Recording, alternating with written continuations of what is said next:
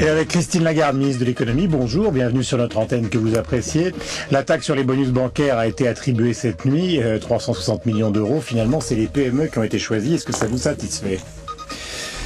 Ça me satisfait à un double titre. D'abord parce qu'on réalise un engagement, l'engagement de taxer les bonus des opérateurs de marché au-dessus de 27 500 euros. Taxation exceptionnelle au titre d'une année exceptionnelle. Premier sujet de satisfaction. Deuxième sujet de satisfaction, on a fléché en quelque sorte cette taxation pour améliorer le financement des petites et moyennes entreprises et des entreprises de taille intermédiaire. Ce qui n'était pas la volonté de tout le monde. C'était pas la volonté de tout le monde. Certains voulaient que ça aille directement dans le budget, d'autres considéraient que c'était pour garantir les dépôts bancaires. À l'origine, vous savez, le 25 août, quand on avait réuni les banquiers autour du président de la République, l'idée c'était une taxation sur les bonus au-delà d'un certain seuil, et puis un renforcement de la sécurité des déposants. Donc on avait envisagé de flécher ces sommes vers le fonds de garantie. Bon, il y a eu un débat avec la majorité en particulier, il y a eu une proposition de la Commission des finances, on a travaillé cette question, et on a décidé, au lieu de flécher vers la sécurité des déposants, de flécher vers le financement des petites et moyennes entreprises.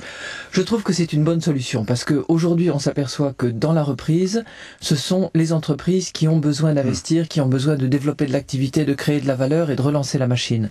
Donc si l'argent des traders va aux PME, je crois que c'est une bonne solution. Il y a beaucoup de questions que j'ai envie de vous poser, et des questions, j'allais dire, presque générales, quasi philosophiques. À Davos, on a vu le président de la République, devant de très nombreux chefs d'entreprise, dire il faut moraliser le capitalisme.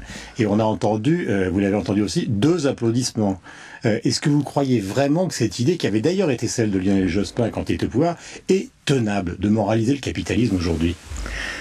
C'est non seulement tenable, mais c'est un défi permanent et un défi que nous devons relever.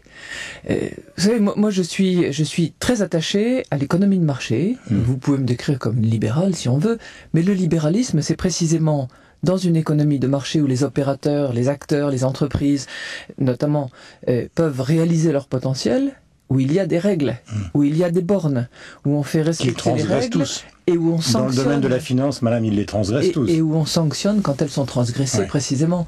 Mais là, donc, vous avez le sentiment que vraiment les sanctions vont être appliquées quand on voit justement les sommes provisionnées par les grandes banques américaines sur le profit des traders. On a l'impression que c'est reparti comme avant, voire plus. Non, c'est pas reparti comme avant. Il y a des choses qui ont changé.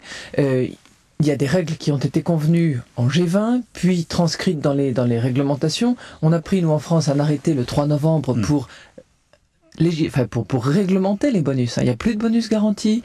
À chaque bonus, il y a un malus. Le plan est approuvé par le conseil d'administration. Donc, il y a une prise de conscience graduelle. Mais il faut sans arrêt la rappeler. Et puis, il faut être assez ferme sur le respect de ces règles. Il n'y a aucun doute. On débat actuellement, par exemple, du risque systémique que posent un certain nombre d'opérateurs. Il faut vraiment prendre des mesures là où elles vont être efficaces. Je serai avec mes collègues du G7, les ministres des Finances, au Canada demain soir et samedi, puisque c'est le Canada qui est pays hôte. On va discuter en particulier du capital des banques, parce qu'il faut que lorsqu'elles prennent des risques sur les marchés, elles aient en face des capitaux en montant suffisant. Et là, il va falloir qu'on soit à la fois ferme et subtil.